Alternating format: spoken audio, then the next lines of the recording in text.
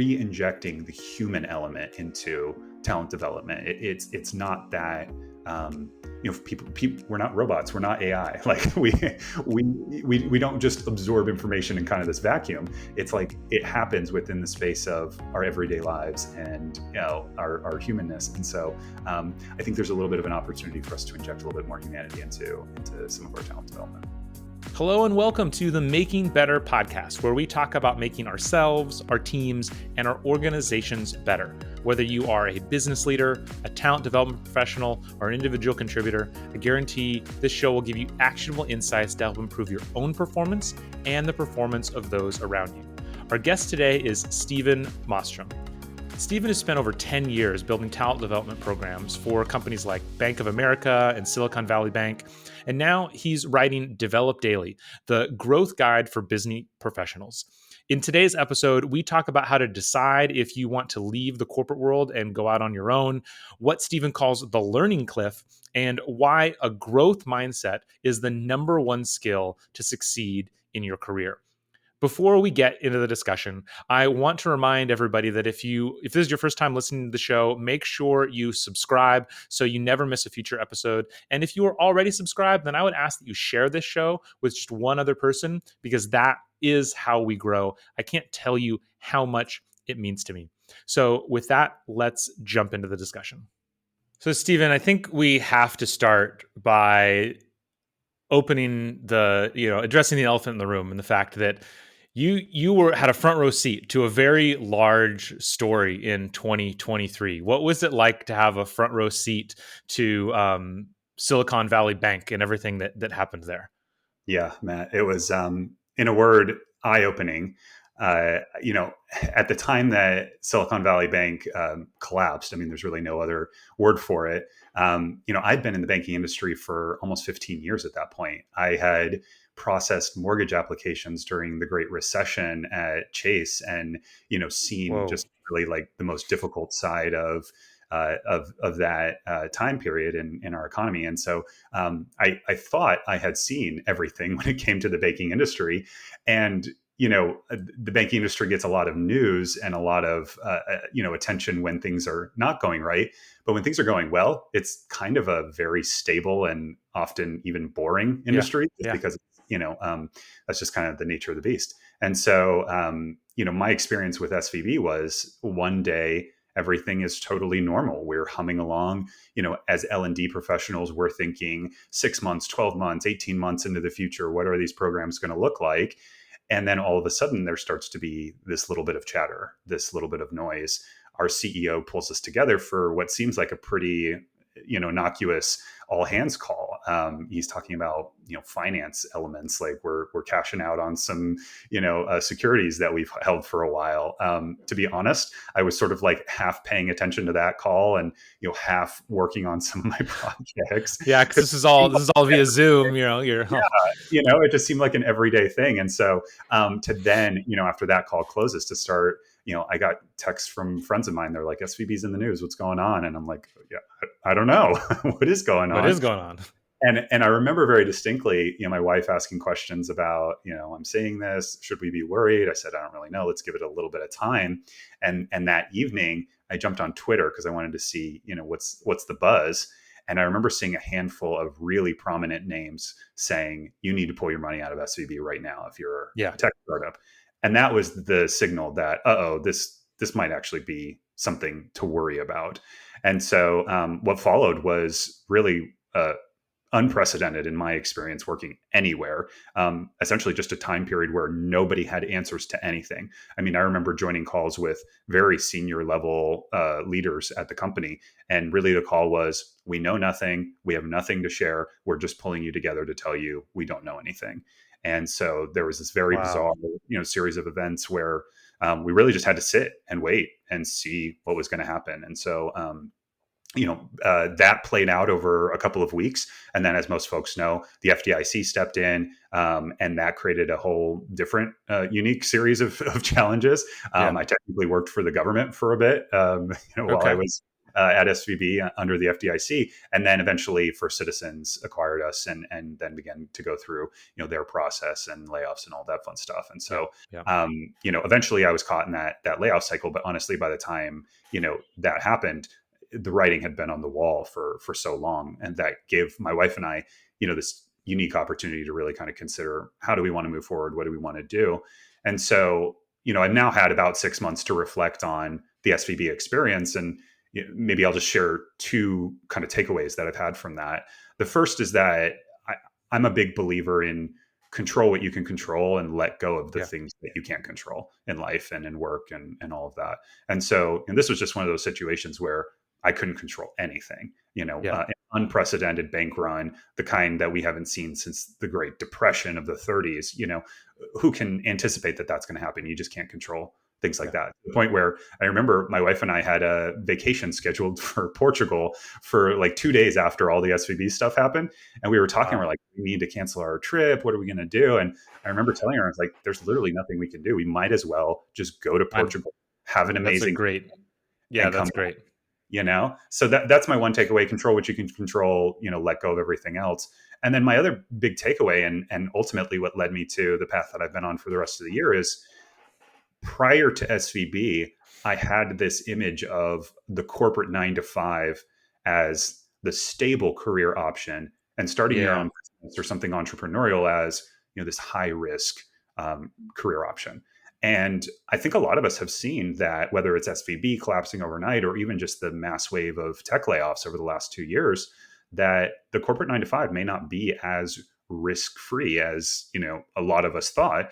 And in fact, stepping into an entrepreneurial space, there are ways that you can mitigate risk. And so I think it's changed the balance for me a bit. And that helped me feel confident moving into what I'm doing now, which is running one business with my wife and then trying to diversify that by running, Develop Daily in a separate business, but now being fully in the entrepreneurial circle. And so I've actually had an opportunity to talk with a number of really interesting folks who either went through layoffs or have just been considering their own business, and seeing everything that's happened in the last 2 years has been eye-opening for them as well. They've really seen that maybe the 9 to 5 is not as risk-free as we thought it was. And maybe, if risk is really the thing holding you back from taking that big entrepreneurial leap, maybe it's worth reconsidering. Like, are you really as safe as you think you are in a 9 to 5? Maybe you would be, in a better position if it's the right kind of situation for you, if you took that entrepreneurial leap. So anyway, those are my two big takeaways around control and sort of this risk dynamic within the workplace. It's a really interesting point, the risk dynamic. I remember, I don't know, a couple of years ago, because so now it's been approaching 2 years since I went fully out on my own. And even long before that, I would listen to a lot of entrepreneur, people like Gary V on YouTube and Instagram and that kind of stuff. And I remember seeing a talk or seeing a little meeting that he was having with somebody where he was talking about risk and entrepreneurs. And most people think of entrepreneurs as like risk takers and they're going out there. But in many cases, entrepreneurs are the most risk averse people that there are. Yeah. It's just kind of like you said, it's like changing your view of what is risky. And that's really how I think about it now, because, when you are like, you are the exact case in point, when you're working for a company, you have so little control over so much of your destiny Right.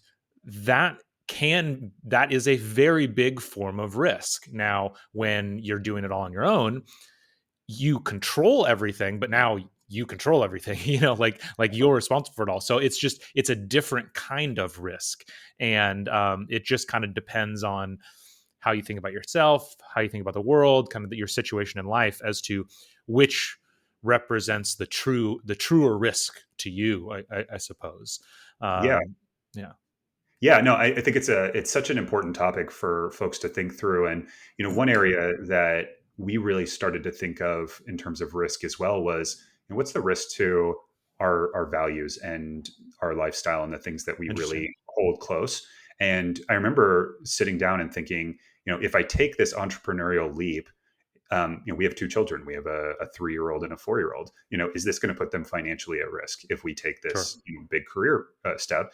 And I remember my wife saying something to the effect of, what's the risk if you go into a job you don't like, or all of a sudden you're working these long hours and you don't get to spend time with the kids? There's that family risk, or that Yeah. relationship risk, Yeah. that comes into play. And so I remember feeling that balance much more strongly, rather than just thinking in terms of dollars and cents. It's like, what's the full picture? What are the risks of, stepping into an entrepreneurial journey versus the risk that I don't get to see my kids as much as I want to see? And for Yeah. us, that became clear. Like, we're going to take this step forward because, like you said, when you are running your own business, you can set the hours, you have that ownership, you have that control. So, I can step away and go hang out with my kids more, or take them to the park, or go to an event.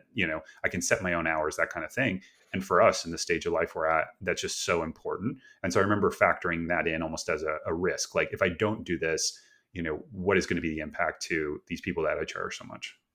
Yeah, I think that's a huge one. I mean, when I was still working in both when I was in the Air Force and when I was working at SpaceX in the corporate world, I always joke that I mean, it was kind of on a recurring cycle of every like 2 to 3 months, I'd have this like existential crisis or just this mental breakdown from Yeah, stress. And though, since going on my own, I'm still trying to grow the business. So I'm investing a lot in the business. So I'm definitely still taking home less than I was in the corporate world, but I'm not having those existential breakdowns right, anymore.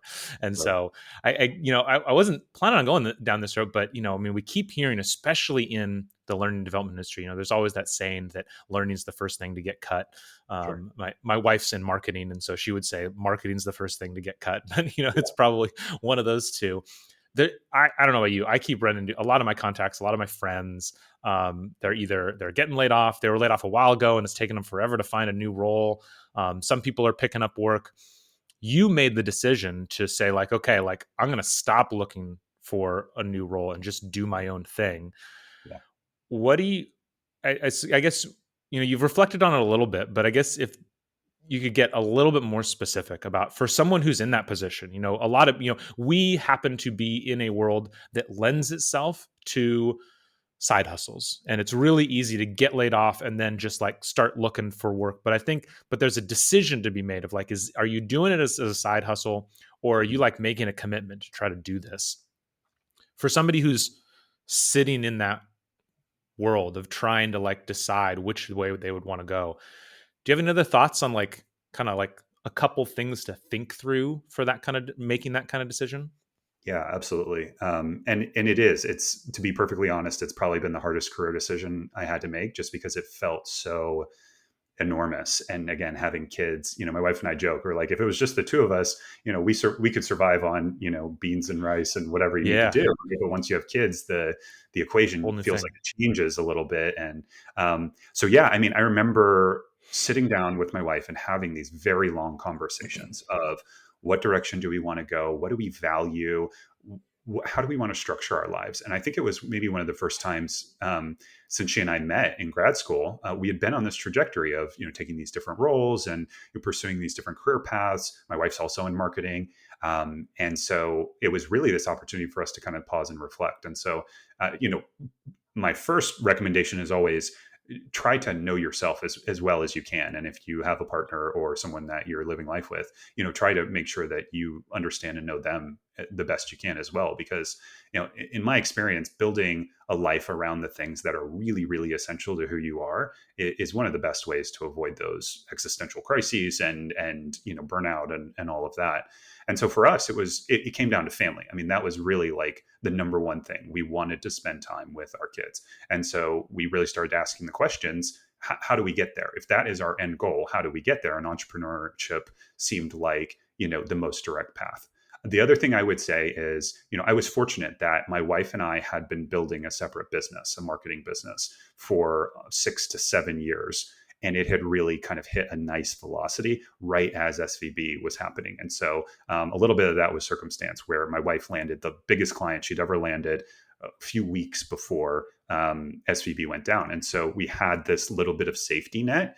And part of that was circumstantial, but part of it was also strategic. We had been, doing this where I had the corporate 9 to 5 while my wife was building a business. And then it worked out very well that as her business was really hitting a nice velocity, then I was needing to step out of my corporate 9 to 5. And so I feel like all the hard work that we did over that 6 year period, which often required not only her working full time on the business, but me, that was kind of my side hustle. Was I was doing my 9 to 5, but I was also contributing to her business and helping her grow her business.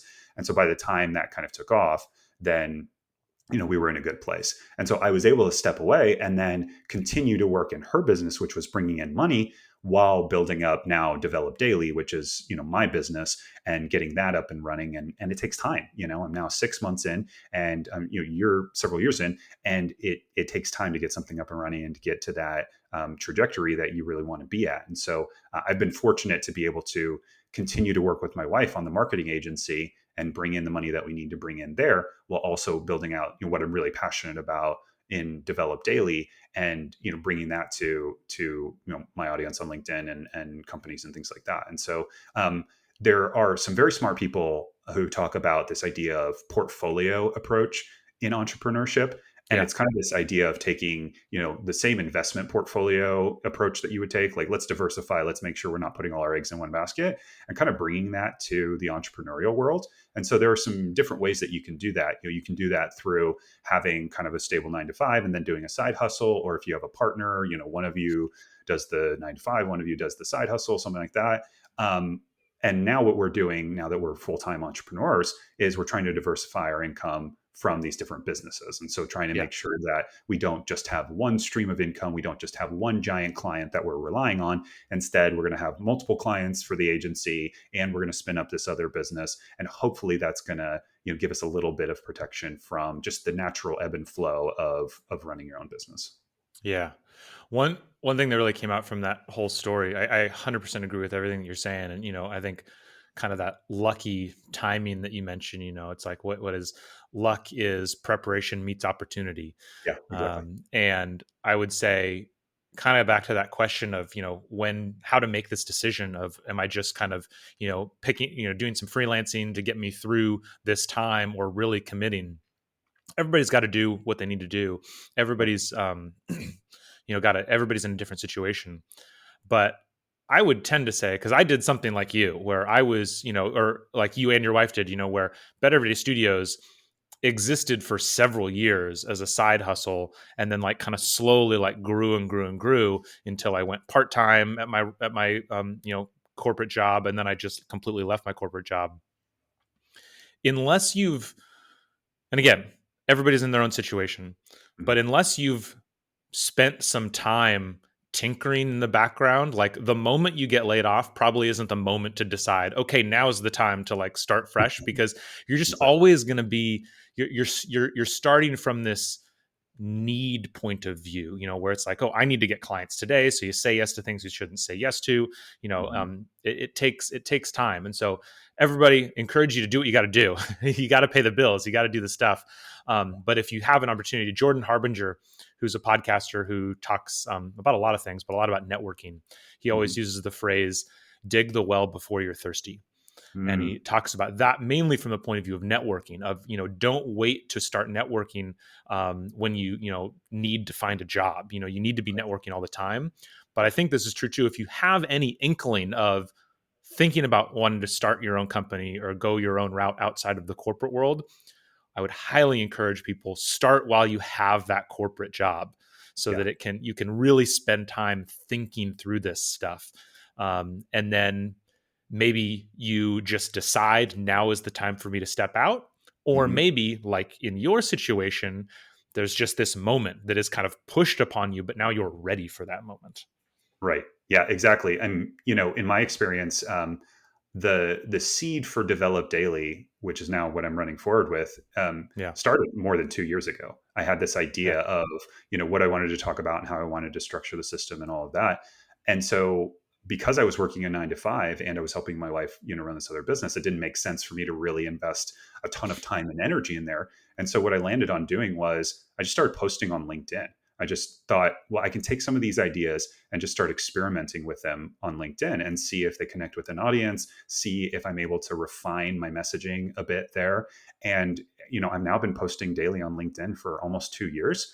And that's given me an opportunity to connect with people like you who I might otherwise not have, come across. And it's also given me an opportunity to really kind of refine my messaging, figure out how I want to present it, all of that. I had that opportunity to spend so much time thinking about this concept because I started really early, like you were saying, and I didn't have that financial pressure of I need to turn Develop Daily into X number of revenue, overnight. And so I've had the time to really let it breathe, and it's I think allowed me to arrive at a better place, especially because it's so thought driven, it's so system driven that having the time to really invest in how I want to structure it and how I want to present it to people it's just been really helpful. So I would completely echo what you're saying about if you have that spark of I want to try something, even if you're working that 9 to 5, see if you can carve out even an hour or two a week Yeah. to find a good avenue. And personally, I think writing is such a great avenue to start thinking about what you want to do, because you can get some of those thoughts out there and begin to connect, etc. Yeah, absolutely. So let's go a little bit deeper to that since you mentioned Develop Daily. It sounds like it's been kind of in the back of your mind for a while now. How has that process been? Like what was the original idea, and then as you've been able to kind of crystallize it, how has it crystallized now?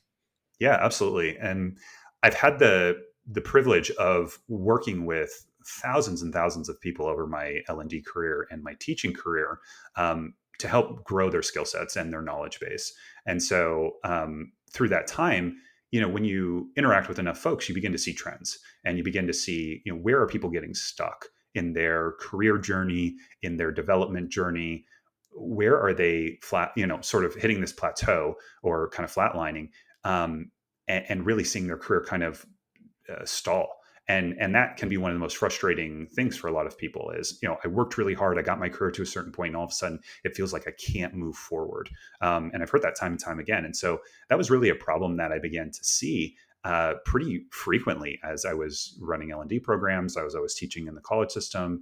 And so I started digging. I was very curious. Like, we have so much access to information. We live in the information age. We have so much access to technology. Why is it that so many folks feel like they're just completely stalling out?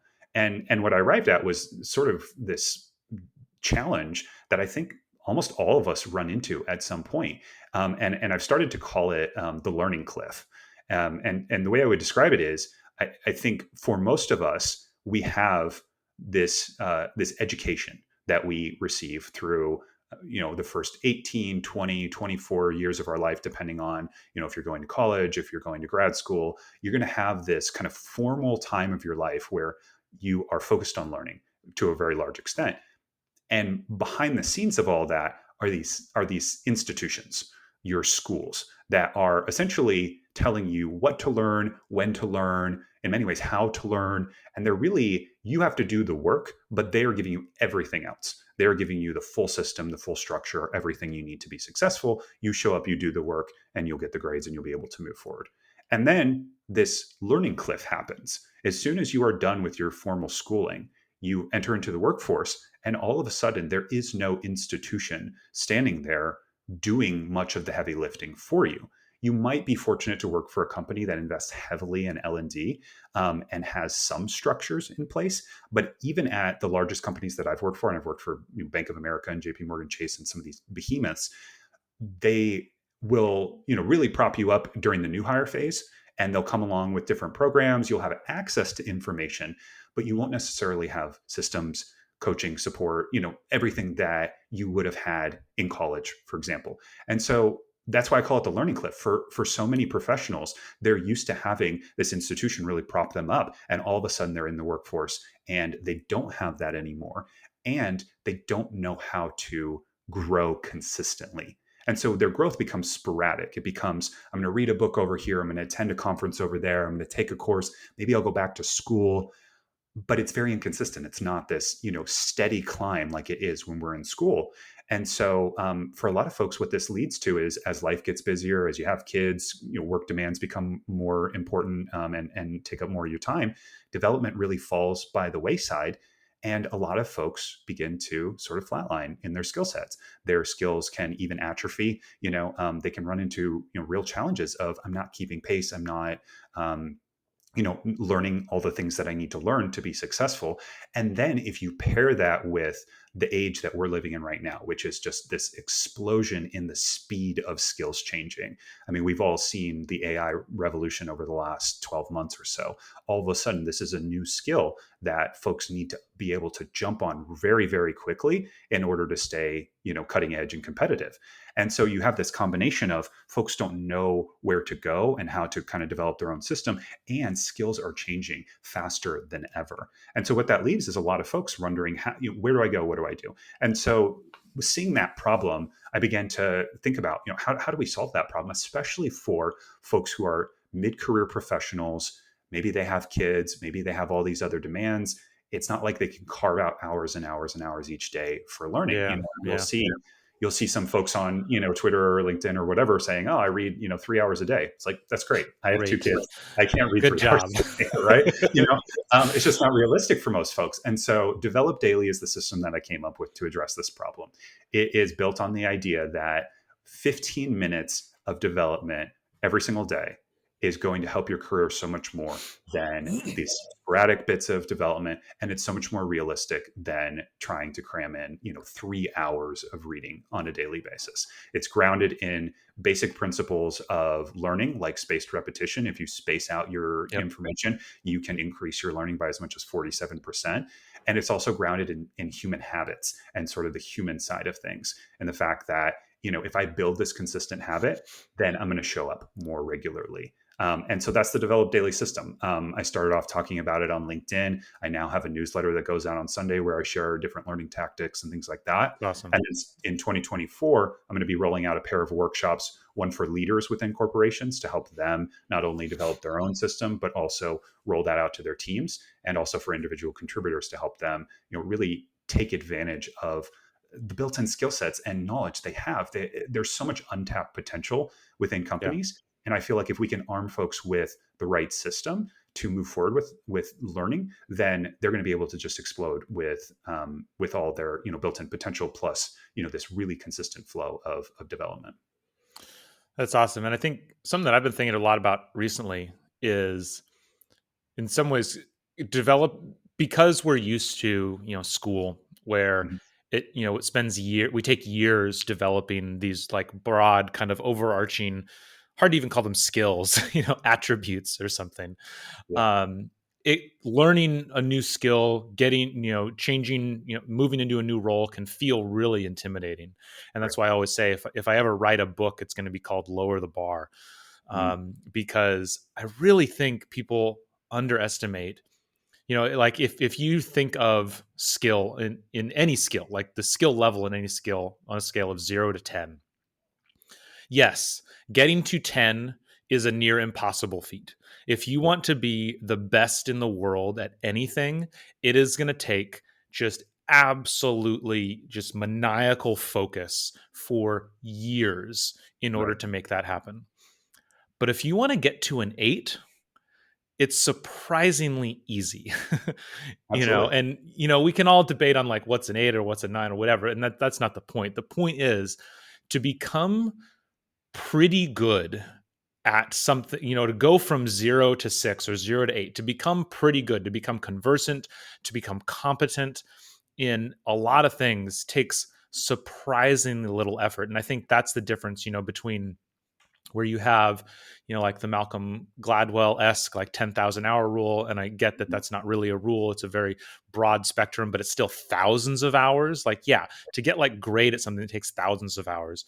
But then I forget who the book's by, but there's there's a book called 20 Hours, where Mm. it's like to get decent at anything takes about 20 hours, Right. and I think that's to anybody that's like, oh man, I don't have time, I'm so busy. I gotta believe that the Develop Daily kind of has some of that, of just like, look, you're not trying to win the gold medal, but like just a little bit of effort, and you're like, you'd be amazed at how much that can change you over a pretty short period of time.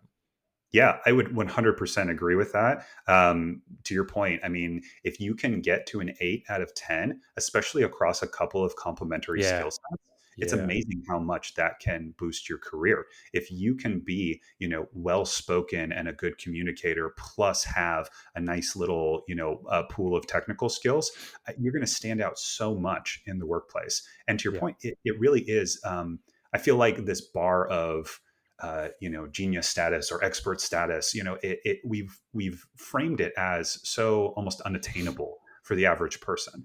And um, in many ways, that's not really, I think, what most folks should be aiming for. Is being the number one expert in an area, unless you're something like a tenured professor, where that's really all you're meant to focus on. But if you're in the corporate workplace, the folks that I've seen be most successful are adaptable. They're shifting from this Yeah. department over to that department. They're building their network. They're expanding their skill set.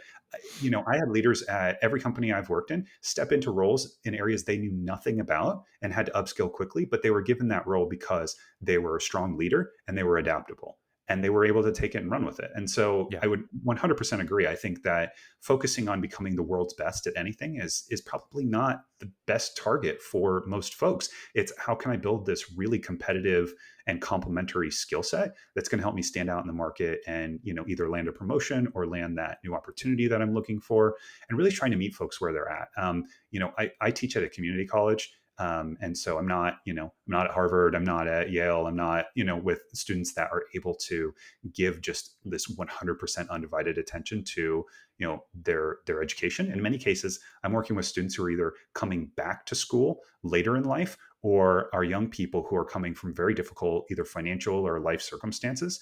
And school is what they can squeeze in between a part-time job and taking care of their siblings and all these other commitments. Yep. And so for them, it doesn't work for me to come in and be like, you need to invest 10,000 hours in, this topic to become an expert. It's how do I get you to the point where you're proficient and you can talk knowledgeably about this and you can use this bit of knowledge to help transform your economic life by getting a good job and being able to move up, the corporate ladder or whatever it is. Yeah. That focus on real actionable skills. And then, uh, I don't know if you've read David Epstein's book, Range. Yeah. He talks a lot about what you were just saying of how, we're really fascinated by these stories of the Tiger Woodses of the world that, had a, they're like in the crib with a golf club kind of thing. But the research shows like that really the majority of people, both who get to pretty top, but just who do really decently well, Mhm. are the reverse, where they're not that like single-minded focus for their entire life. It is bouncing around uh, quite a bit more. So I think there's a lot to that. I would definitely agree there. Yeah. Awesome. Well, as we kind of round out the show, I'm sure you have a lot of recommendations here. But do you have a book or podcast that you would recommend everybody to listen to or read, to kind of help them with this, kind of develop yourself journey? Yeah, absolutely. It is a tough ask. If asking a learning professional to recommend a book is, Yeah. I feel like, asking a movie buff to recommend their favorite movie. It's like, oh, there's so many good ones that I want to recommend. But I feel like the book that I recommend to people more than anything else is Atomic Habits by James Clear. Nice. For anyone who hasn't read this book, and hopefully it feels like it's gaining quite a bit of traction, but Yeah. I feel like this is the universal book. Every single person could benefit from this.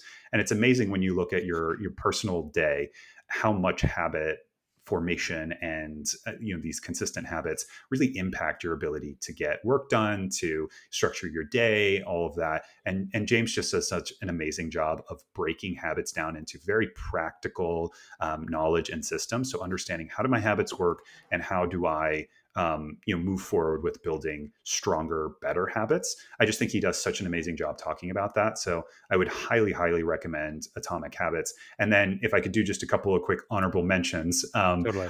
the book Decisive by Chip and Dan Heath is another one of my favorites.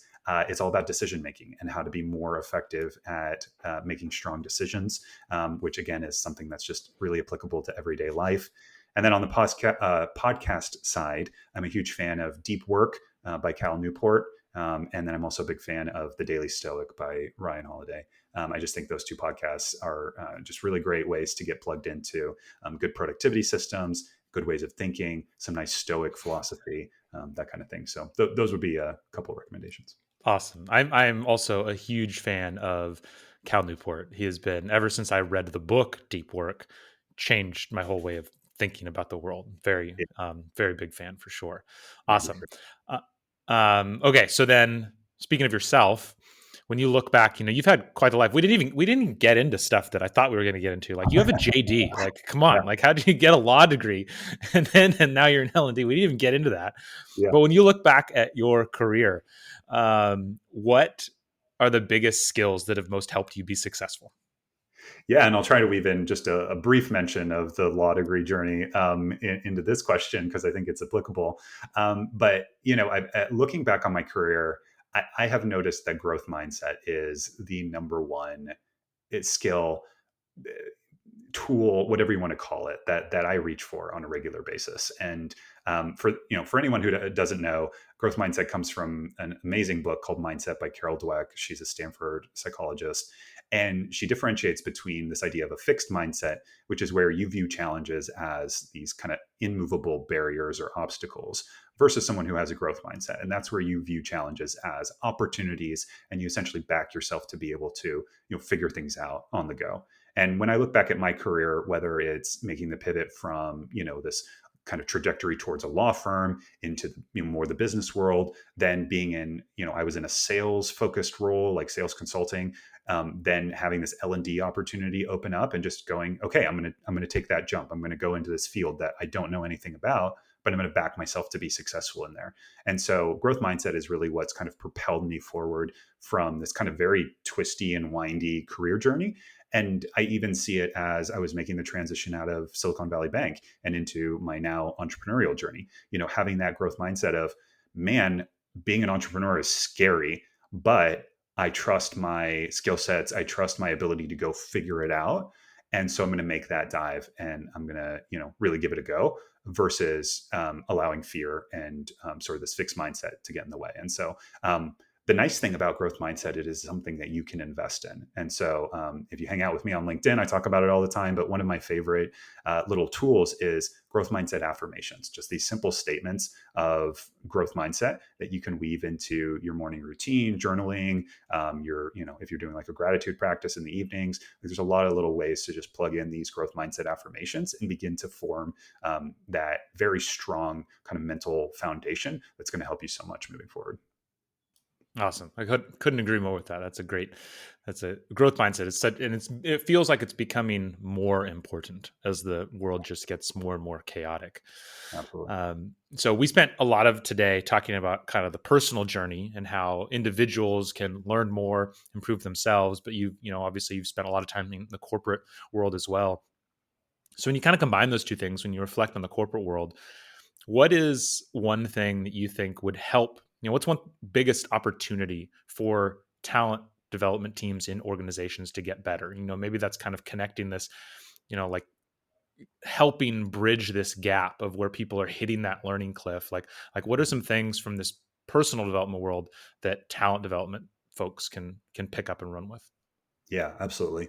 You know, if I had any advice for anyone in talent development, my number one thing would be you have to spend as much time as you possibly can, either with the folks that you are working to help support or in the mindset of the folks that That's you're great. working to help That's support. great. Yeah. And so, in every role that I've been in, shadowing and spending time with my target audience is something that I don't compromise on. I have to spend time with the folks that I'm going to be supporting because then I'm going to be able to understand where they're getting stuck, where they need to develop, what their day-to-day flow looks like, and, where they can squeeze in time. For example, I used to work with a lot of sales managers, and I would spend time with them, and I'd be walking around with them from meeting to meeting, going from one branch to another branch, and doing that for one day, it becomes crystal clear. I can't roll out a 3-hour training for these folks. They don't have the time, right? I need to go with a micro learning approach. I need to be able to, break this up, something that they can squeeze in between meetings, something like that.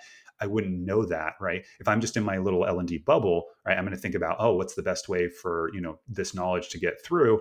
It's going to be this 3-hour block training. But if I'm spending time with my audience and I really understand who they are, what they care about, and what their day looks like, then I'm going to adapt my program. And it's going to be that much more successful because folks are actually going to be able to capitalize on it. So I just think there's a tremendous amount of opportunity for L&D to be embedded within the audiences that we serve, and making sure that we are capturing not just the learning side of things, which is so important, but also the human side of things, these common challenges that folks run into, whether it's time constraints or work-life balance, or anything that gets in the way of grabbing a learning program and using it to grow your career. And so, just really re-injecting the human element into talent development. It's not that people, we're not robots, we're not AI. Like Yeah. we don't just absorb information in kind of this vacuum. It's like it happens within the space of our everyday lives and our humanness. And so